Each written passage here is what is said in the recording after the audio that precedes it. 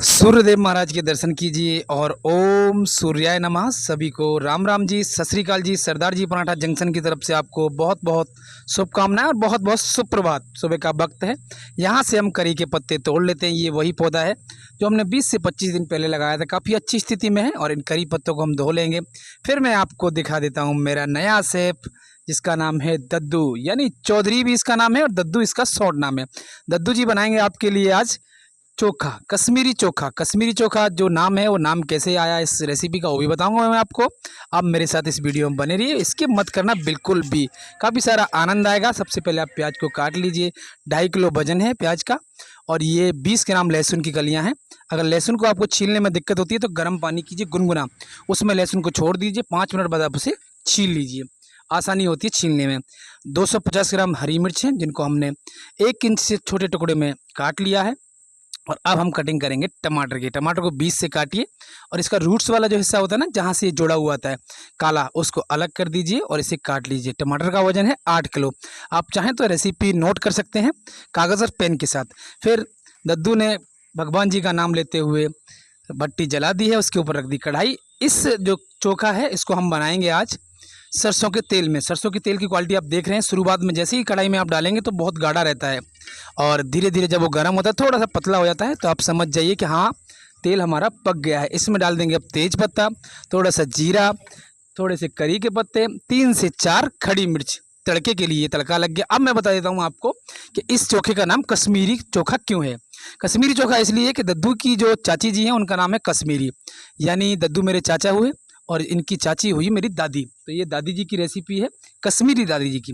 तो इसको हम बना रहे हैं। जैसे ही हमारा जो जीरा, तेज पत्ता, करी के पत्ते और हमारा खड़ी मिर्च चटक जाएगी, फिर उसमें डाल देंगे हम प्याज।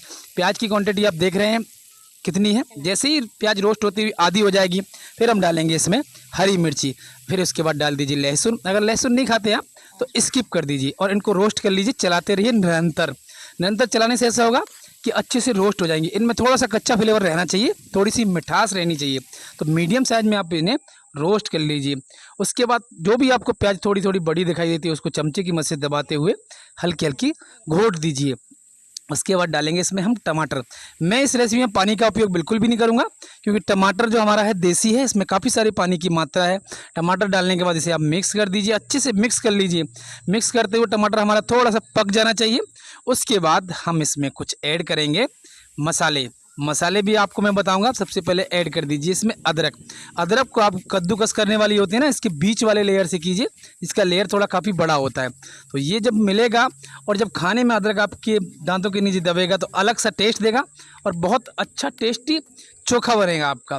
जैसे ही हमारे टमाटर पक जाएंगे 50%, उसके बाद डाल दीजिए मसाले। ये गरम मसाला है, 4 छोटी चम्मच गरम मसाला, 2 छोटी चम्मच काला नमक, 4 छोटी चम्मच लाल मिर्च पाउडर, 4 छोटी चम्मच धनिया पाउडर, 1 छोटी चम्मच हल्दी, 4 छोटी चम्मच नमक, थोड़ी सी डालेंगे कस्तूरी मेथी। छोटी चम्मच का मतलब ये हो गया आपका जो चाय बनाते हैं ना, जो स्टील वाली चम्मच होती है, उसी से आप नाप लीजिए। और अब मैं इसमें उपयोग करूंगा थोड़ा सा हींग का। 1 ग्राम हींग है, 1 कटोरे में आप उसे डाल दीजिए और थोड़ा सा गुनगुना पानी डालिए, उंगली की मदद से उसे आप घोल लीजिए।